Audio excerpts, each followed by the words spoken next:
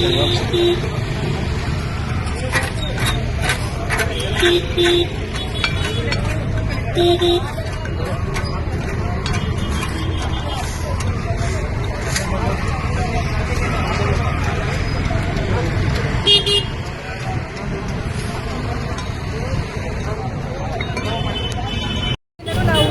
ಗುಂಡಿಗಳನ್ನು ಮುಚ್ಚೋ ಕೆಲಸವನ್ನು ಮಾಡ್ತಾ ಇದ್ದಾರೆ.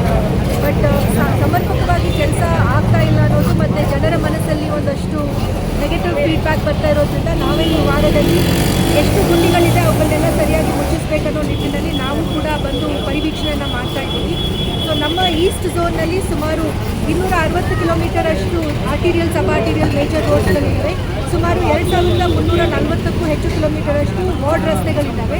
ಸೊ ಇಲ್ಲಿ ಎಲ್ಲ ನೋಡಿ ಕಳೆದ ವರ್ಷದಲ್ಲಿ ನಾವು ಸುಮಾರು 2400ರಷ್ಟು ಪಾಟ್‌ಹೋಲ್ಸ್ಗಳನ್ನು ಮುಚ್ಚಿದ್ದೀವಿ.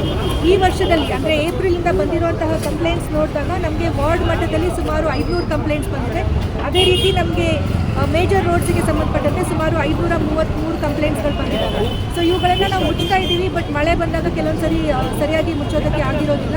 ಅದರಿಂದ ಈ ವಾರದಲ್ಲಿ ಒಂದು ಸಿವಿಯರ್ ಆ್ಯಕ್ಷನ್ ತಗೊಳ್ಳೋಣ ಮತ್ತು ಒಂದು ಇಂಟೆನ್ಸಿವ್ ಆ್ಯಕ್ಷನ್ ತಗೊಳ್ಳೋ ನಿಟ್ಟಿನಲ್ಲಿ ನಾವೆಲ್ಲರೂ ಕೂಡ ಟೀಮ್ಸಲ್ಲಿ ಬಂದುಬಿಟ್ಟು ವಿ ಆರ್ ಎನ್ಶೋರಿಂಗ್ ಈ ಪಾಟ್‌ಹೋಲ್ಸ್ಗಳನ್ನ ಮುಚ್ಚಲಿ ಅಂತ ನಾವು ಯತ್ನಿಸ್ತಾ ಇದ್ದೀವಿ.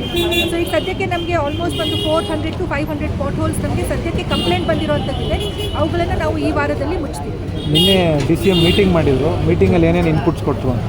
ಸೊ ಸನ್ಮಾನ್ಯ ಉಪಮುಖ್ಯಮಂತ್ರಿಗಳು ಅವರ ಸಭೆಯಲ್ಲಿ ತಿಳಿಸಿದಂತೆ ಜನರಿಗೆ ಒಂದು ಒಳ್ಳೆಯ ರಸ್ತೆ ಇನ್ಫ್ರಾಸ್ಟ್ರಕ್ಚರನ್ನು ನಾವು ಕೊಡಬೇಕು, ಅವರಿಗೆ ಇನ್ಕನ್ವೀನಿಯನ್ಸ್ ಆಗಬಾರ್ದು ಅನ್ನೋ ನಿಟ್ಟಿನಲ್ಲಿ ಎಲ್ಲ ಪಾಟ್‌ಹೋಲ್ಸ್ಗಳನ್ನು ತುರ್ತಾಗಿ ಮುಚ್ಚಿಸೋದಕ್ಕೆ ಸನ್ಮಾನ್ಯರು ನಮಗೆ ನಿರ್ದೇಶನ ಕೊಟ್ಟಿರುತ್ತಾರೆ. ಅದರ ಜೊತೆಗೆ ರಸ್ತೆ ಒತ್ತುವರಿಗಳನ್ನು ಮತ್ತು ಫುಟ್ಪಾತ್ ಎನ್ಕ್ರೋಚ್ಮೆಂಟ್ಸ್ಗಳನ್ನು ಮತ್ತು ಏನು ಮರಗಳಿದೆ ಬ್ರಾಂಚಸ್ ಏನಾದರೂ ಬೀಳುವಂಥ ತುಂಬ ಹಳೆ ಮರಗಳಿದ್ದರೆ ಅವುಗಳನ್ನು ವೀಕ್ಷಣೆ ಮಾಡಿ ಅವುಗಳನ್ನು ತೆರವುಗೊಳಿಸೋದಕ್ಕೆ ನಮಗೆ ಸೂಚನೆಯನ್ನು ಕೊಟ್ಟಿದ್ದಾರೆ.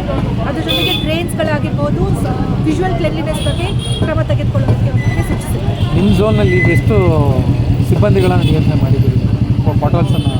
ಸೊ ಎಲ್ಲ ಡಿವಿಷನ್ಸಲ್ಲಿ ನಮಗೆ 12 ಜನ AWs ಇದ್ದಾರೆ, 6 ಜನ EEs ಇದ್ದಾರೆ.